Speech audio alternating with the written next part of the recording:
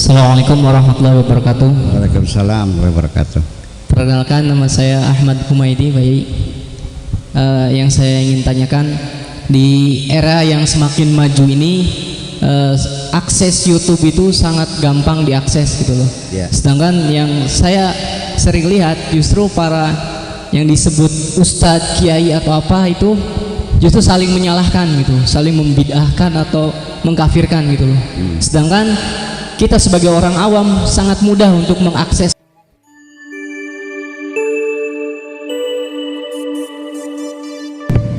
Assalamualaikum warahmatullahi wabarakatuh. Mana yang nanya, mana orang? Nggak kelihatan. Iya.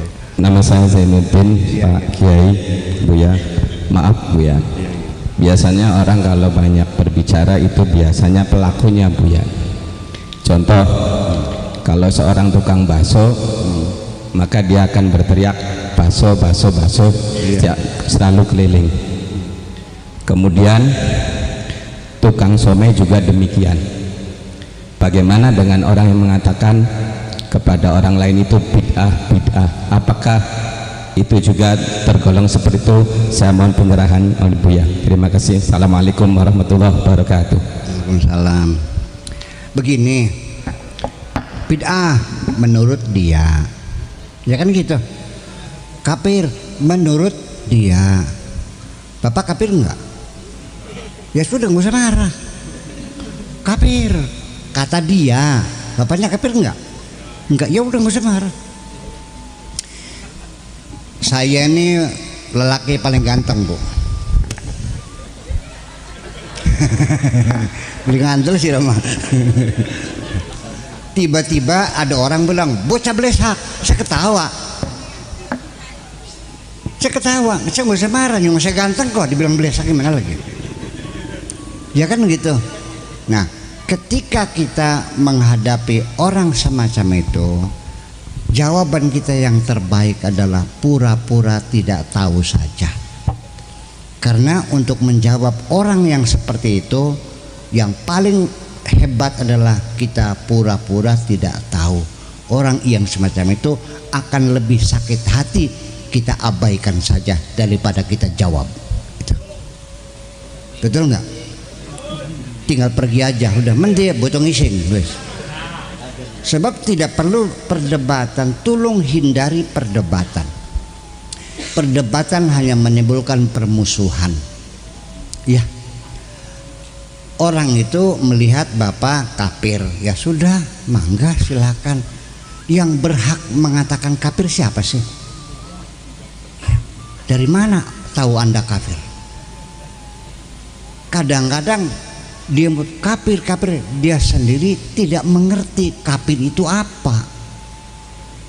Apa so kafir itu? Geblok siapa? Embu sih. Somai, sampah, nggak tahu. Dia menjerit somai, nggak tahu somai gimana lagi.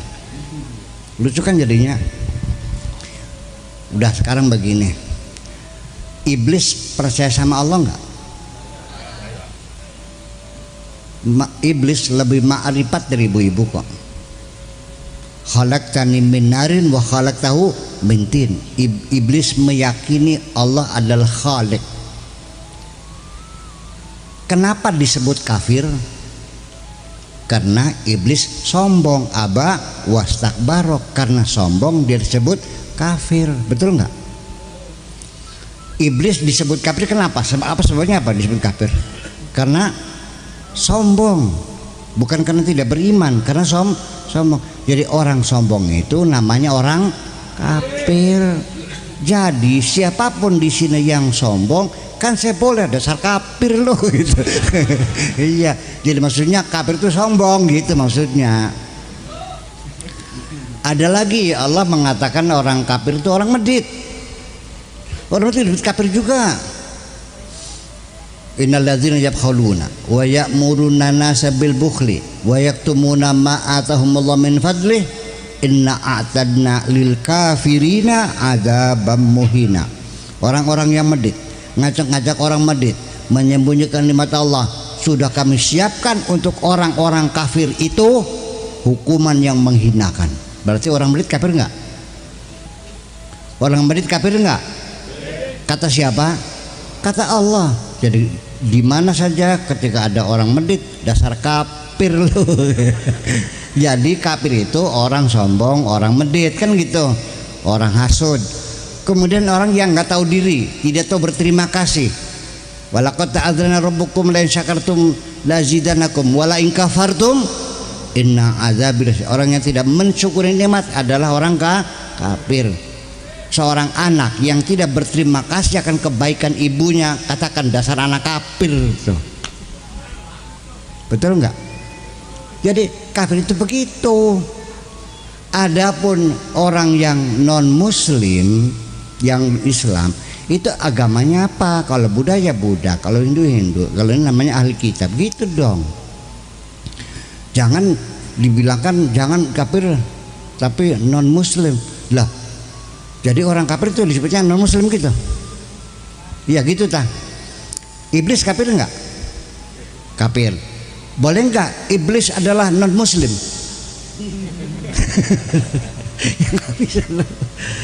Nah, jadi yang kafir itu siapa sebetulnya? Kalau orang yang beragama lain tetapi tidak memusuhi kita, mereka kita sebut ahlul kitab.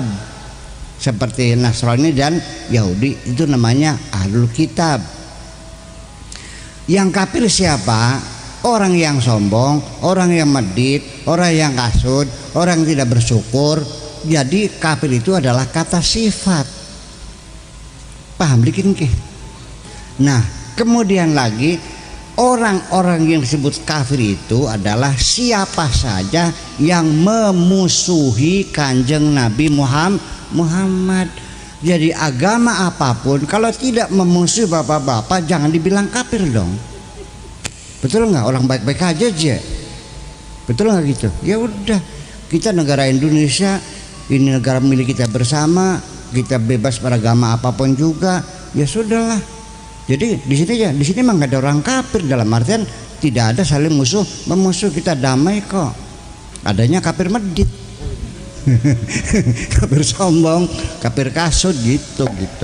Jadi artinya bahwa saya tidak mau menyalahkan orang yang mengkafir-kafirkan orang.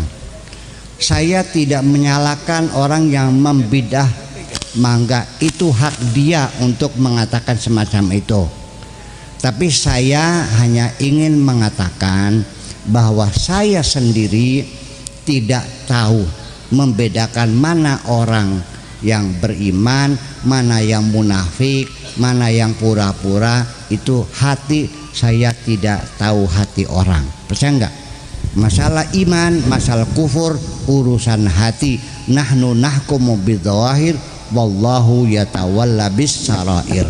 Kita hanya menghukumi lahirnya saja, masalah hati itu urusan Allah. Hanya saya tidak berani mengatakan kafir kepada siapapun, karena yang tahu persis hanya Allah Subhanahu wa ta'ala. Yang penting saya lihat orang itu sholat, bulan puasa, nikah, dia sudah, saya menduga dia muslim. Saya tidak boleh ada hak mengatakan dia kafir dong. Betul enggak? Sembahyang aja. Lalu nanti masuk surga enggak? Yang enggak tahu itu mah. Apa yakin bapak-bapak masuk surga? Enggak. Betul enggak? Wallahu yakhtassu bi rahmatihi may yasha. Allah akan memberikan rahmatnya kepada siapapun. Mangga silakan pilih. Barangkali bapak-bapak mau kafir, lu juga kafir. Akhirnya aku kafir kan. Saling mengkafir, akhirnya kita kafir semua gitu. Ya udahlah gitu. Jadi saya tidak menganjurkan bapak untuk membantah, menjawab, berdebat. Paham nggak? Tolong hentikan pertengkaran. Ya sudah, biar nanti kita silakan kepada public opini, pendapat masyarakat. Tapi jangan pernah menunjukkan kesombongan sedikit pun juga. Paham nggak? Udah, mudah-mudahan. Malah yang saya anjurkan, yuk kita ke depan memperbanyak bertobat kepada Allah Subhanahu wa taala. Itu sajalah. Jangan memaksakan pendapat kita kepada siapapun. Ibu-ibu dan bapak sekalian, saya tidak mau masuk dalam pertengkaran ini. Saya juga sama. Di internet saya, di YouTube saya ada komentar.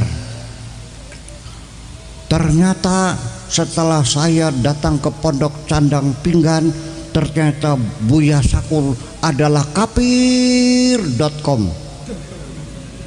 Udah saya hapus saja. Mau dijawab itu.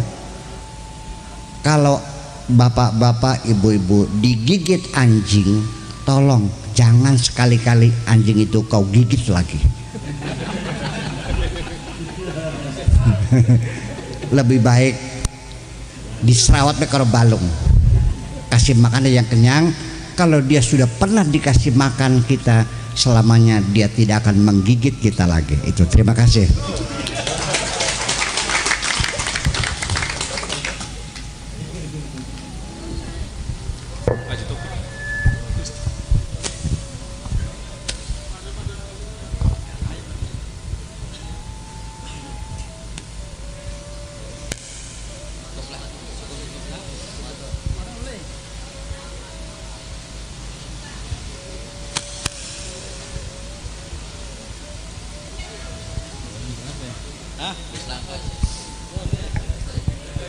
Sok ibu-ibu kok, ibu-ibu.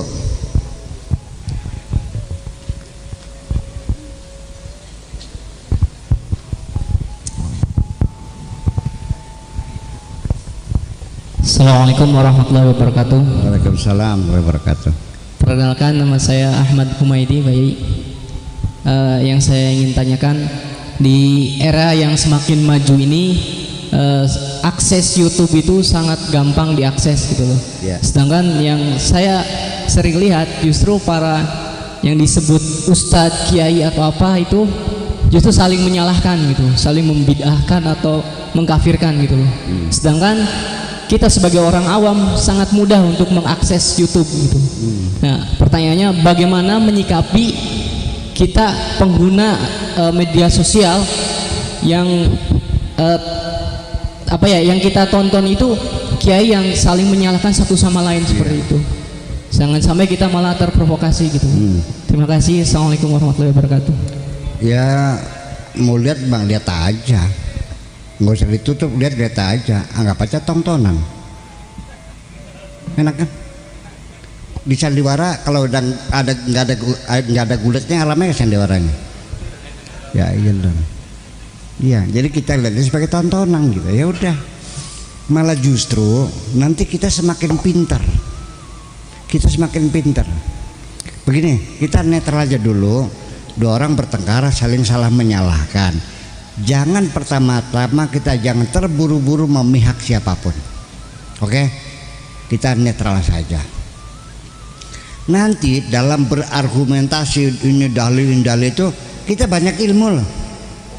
Dan nanti kita akan menentukan, oh ini alasannya lebih kuat, kan begitu. Oh ini lemah, kan begitu. Dengan berargumentasi, jangan melihat orangnya, ya kan, lihatlah apa yang dikatakannya saja. Cuma nanti ada standar etika. Siapapun ketika menegur orang tidak menggunakan etika dan sopan santun, paham nggak? Ini akan menimbulkan orang tersinggung, betul nggak? Kita ini orang timur loh, sopan santun perlu dihargai, betul nggak? Dihargai.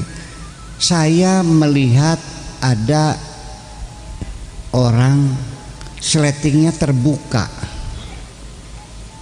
Saya ingin menegur, tolong dong yang baik-baik, ya divisi ke Pak Punten. Punten nggih. Apa sih? Iku sleting. So, terima kasih kan. Ini jangan. Itu sletingnya terbuka, haram. Oh, gimana ngatas itu? Masa ngasih kita orang begitu caranya? Kalau iya Anda tahu bahwa dia salah, tegur dengan baik-baik dong. Itu bukan menegur namanya, ngajak berkelahi begitu tuh. Betul nggak? Saya juga siap dikasih. Kalau saya salah, saudara menegur silakan, tapi caranya yang baik dong. Betul nggak? Bukan kamu salah. Lah, itu mah bukan negur namanya. Itu bukan tawasaubil haqi namanya. Yang boleh itu tawasaubil wa tawasaubis sabr, bukan saling menyalahkan. Di dunia ini tidak ada kebenaran yang mutlak. Semuanya sifatnya nisbi. Iya, nggak ada. Kita hanya bisa melihat sesuatu dari sudut pandang tertentu. Kita tidak bisa melihat dari semua sudut pandang. Begini, saya punten ya, merasa nyaman dengan pakaian istrinya para kiai zaman dahulu. Pakai apa dulu tuh? Pakai kudung, gitu nggak? Bajunya apa namanya? Istri kiai zaman dulu kebaya. Bawahnya pakai apa? Pakai tapi, ya kan? Di biron, ya kan gitu. Kebayanya dari brukat. Brukatnya putih, nggak pakai furing waktu itu. BH-nya merah, kelihatan nggak? Tetapi waktu itu kita punya perasaan itu pakaian terhormat kan? Betul nggak? Ya sudah selesai. Masa istrinya kiai masuk neraka semua, ngaco kamu? Saya melihat ibu-ibu pakai jilbab, udah bagus, alhamdulillah. Ya kan gitu. Tapi yang menutup muka seluruhnya, ya silahkan. Rai-rainya dewek gitu, kan begitu. Ngapain saya kan? Ya kan begitu. Jadi saya sih tidak akan memihak kepada siapapun ketika ada dua ulama yang salah menyalahkan. Saya melihatnya sebagai satu pertunjukan saja. Ya kan gitu. Saya tidak terganggu dengan pertengkaran itu. Ya udah, terus gimana? Toh nanti terakhir yang masuk surga siapa? Sok bilang siapa yang masuk surga? Siapa di antara kita yang yakin masuk surga? Sok ngacung. Orang yang takwa. Iya ya, seperti siapa takwa tuh? Kayak siapa takwa? Nih saya mau cerita lagi. Jangan mengklaim bahwa Anda pasti masuk surga, orang lain masuk neraka. Nih saya cerita dulu. Kanjeng Nabi mengatakan kepada sahabat-sahabat yang dermawan-dermawan, ya, yang banyak sumbangannya. Mungkin Kanjeng Nabi melihat mereka itu agak sedikit sombong barangkali kan, karena banyak. Kan biasa orang kalau banyak makan agak sedikit ya. Kata Nabi, wahai sahabatku, la yadkhulu ahadukumul jannata bi'amalih. Tidak ada siapapun kamu ini dijamin masuk surga berdasarkan amalnya. Bayangkan dekat dengan Nabi. Tidak ada jaminan. Tsumma qalu wala anta ya Rasulullah. Lalu mereka berkata, termasuk engkau juga. Qala wala ana kadzalika bal bifadlihi wa mannihi. Aku juga sama. Aku masuk surga juga bukan karena amalku. Surga itu adalah karunia Allah, fadl dari Allah, terserah Allah, bukan amal. Jangan sekali-kali membanggakan amalmu akan menghantarkan ke surga. Surga tergantung Allah. Kebaikan-kebaikan Allah. Begitu persoalannya. Jadi yang jadi persoalan di sini, jangan merasa bangga dengan sholatmu, dengan puasamu, dengan seperti yakin masuk surga. Enggak ada hubungannya surga dengan amal itu. Tergantung kepada Allah, itu aja kok. Betul enggak? Nah, oleh karena itu saya mau nanya, bapak-bapak, ibu-ibu, pengen masuk surga enggak? Pengen. Nabi mengatakan lagi, dijamin gak bakal masuk surga orang yang hatinya menyimpan kesombongan. la yadkhulu ahadukumul jannata man kana fi qalbihi mithqalu habatin minal kibriya. Tidak akan dijamin, jangan bermimpi masuk surga orang yang hatinya menyimpan rasa sombong sekalipun sebesar atom. Pengen masuk surga enggak? Ada sombongnya enggak? Sudah pernah masuk surga belum? Belum juga. Makhluknya Allah namanya iblis, karena sombong ngerasa lebih baik dari Adam, diusir kok.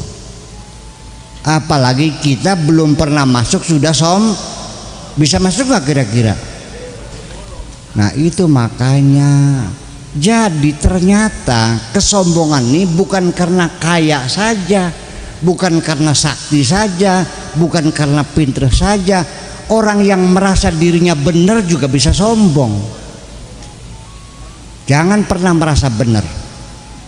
Kalau bapak-bapak ingin belajar benar, jangan pernah ngerasa benar.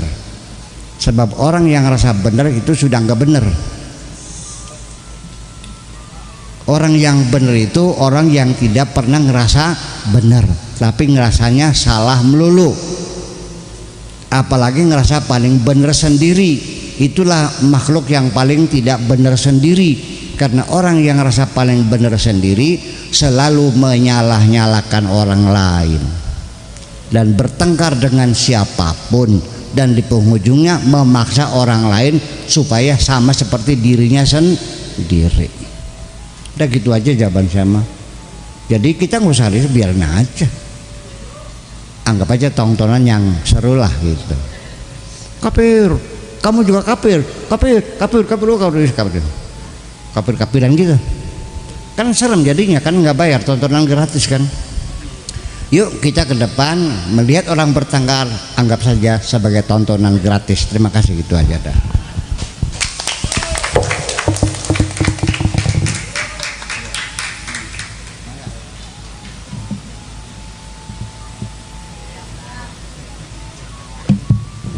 Ada lagi? Ya, ini terakhir, satu lagi dah, mangga-mangga.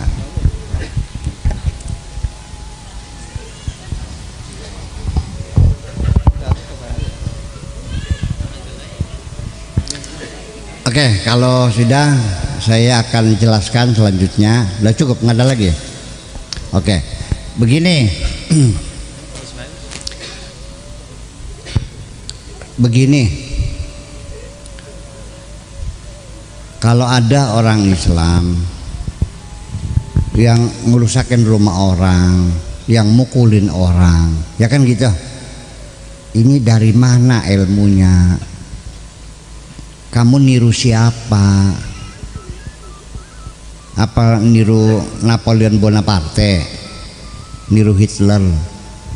Nabi itu boro-boro mukulin orang, dilemparin mukanya berdarah-darah juga nggak marah kok. Jadi sini niru siapa kinki? Betul nggak? Nabi dilemparin berdarah-darah mukanya, malaikat yang nggak sabar malah yang marah. Ya Muhammad, kutumpaskan nih orang Taif nih, berdarah-darah. Nggak usah, jangan. Nanti kalau mereka kamu tumpas, tugas saya apa nantinya? Malah dia doakan, Allahumma qaumi innahum la ya'lam, ya Allah berilah mereka hidayah, mereka nggak tahu kok. Paham nggak? Jadi yang kita tiru siapa sebetulnya? Tolong jangan meniru Hitler ya, jangan meniru siapapun. Yuk kita kembali kepada Rasulullah Sallallahu Alaihi Wasallam. Coba belajar kesantunan Kanjeng Nabi. Apalagi itu menyinggung perasaan orang, apalagi menyalah-nyalakan orang. Kanjeng Nabi ini menurut bapak-bapak dijamin bener nggak? Dijamin bener nggak? Dijamin. Tapi Nabi boleh nggak merasa bersalah? Nabi dijamin nggak masuk surga. Tapi Nabi boleh nggak merasa tidak terjamin dengan amalnya? Boleh kan? Nah, malah justru Kanjeng Nabi orang yang benar ini tidak pernah merasa benar. Dengerin Kanjeng Nabi bilang, ya ayyuhan nas tubu ilallah fil yaumi mi'ata marrah. wahai manusia, bertobatlah kepada Tuhanmu itu. Aku sendiri sehari bertobatnya 100 kali.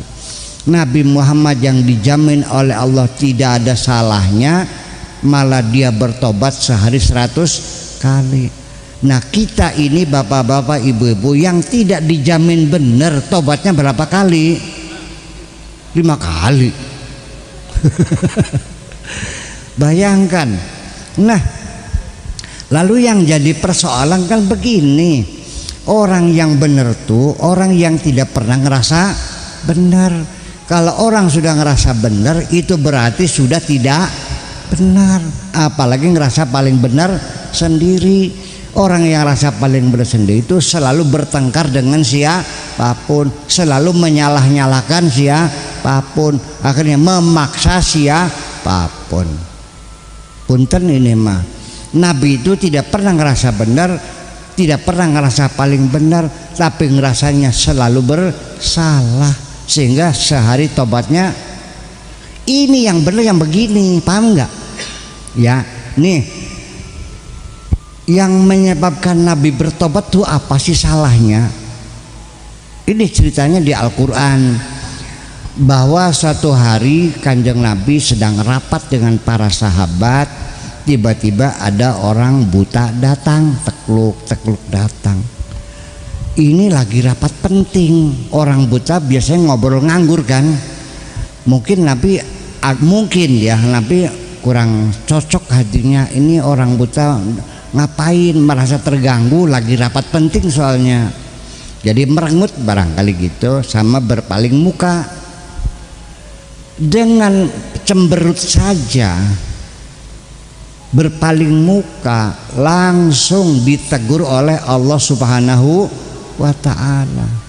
Disitulah turun ayat abasa wa tawalla an ja'ahul a'ma. Kenapa kamu cemberut? Kenapa kamu berpaling muka? Hanya kedatangan orang buta.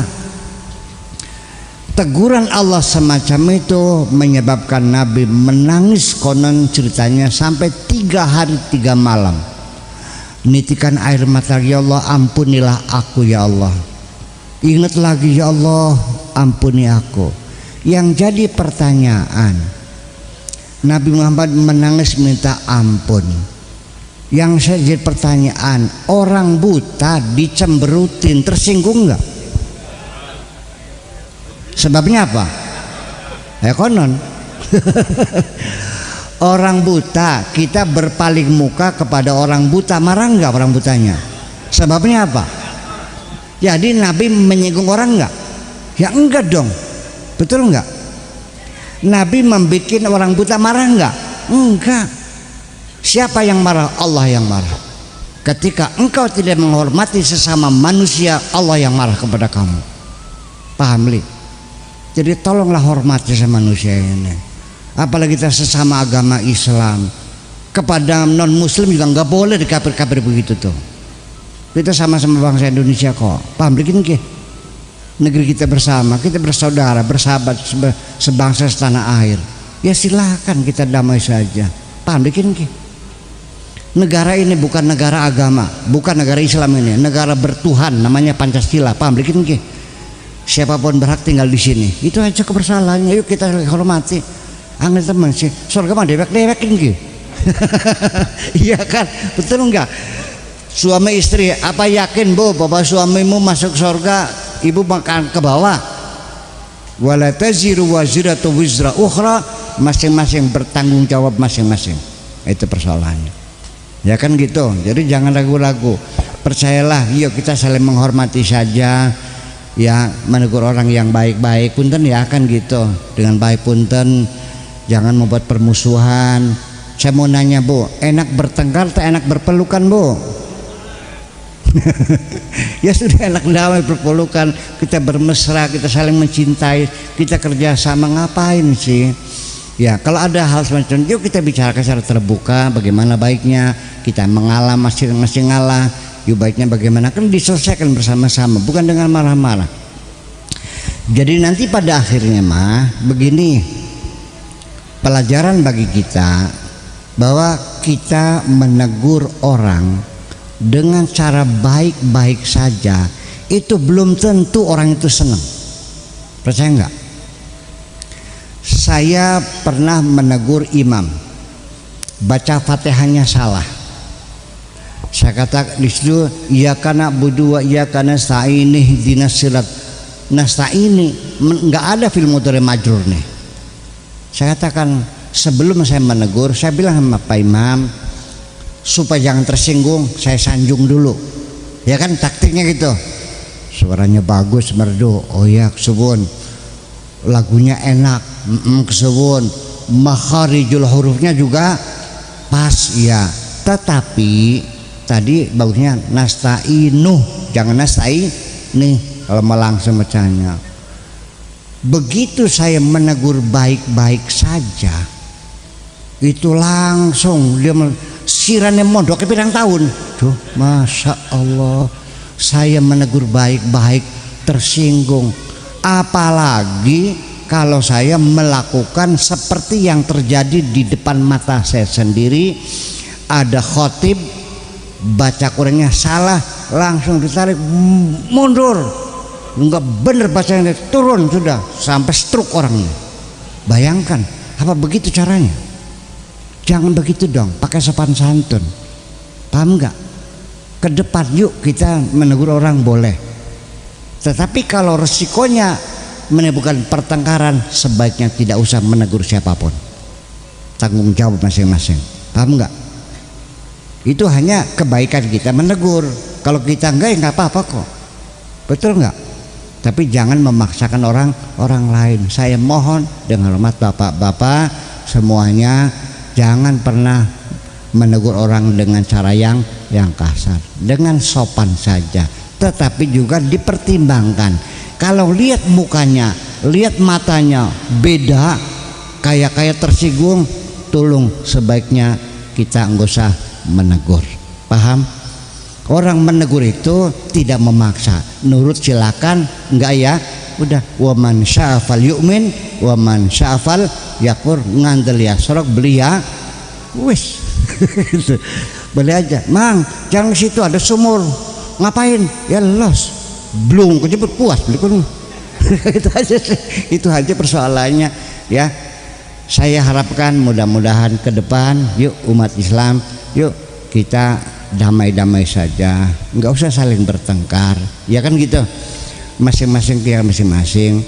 Semua ini perbedaan mazhab, dengarkan, perbedaan partai, perbedaan ormas, ini hanya baju di dunia.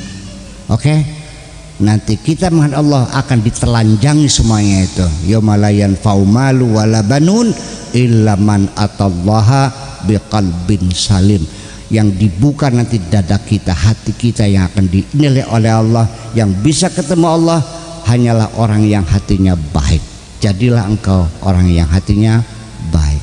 Dah segitu saja Bapak sekalian, menurut manfaatnya mangga sarang-sarang. Bismillahirrahmanirrahim. Rabbana auzi'na an nashkura ni'mataka allati an'amta 'alaina wa 'ala walidaina wa an na'mala salihan tarda wa adkhilna bi rahmatika fi 'ibadika salihin. Rabbana atina fid dunya hasanah wa fil akhirati hasanah wa qina adzabannar. Wa sallallahu ala sayyidina Muhammadin wa ala alihi wa sahabatihi ajmain. Subhana rabbika rabbil izzati amma yasifun wa salamun alal mursalin walhamdulillahi rabbil alamin. Assalamualaikum warahmatullahi wabarakatuh.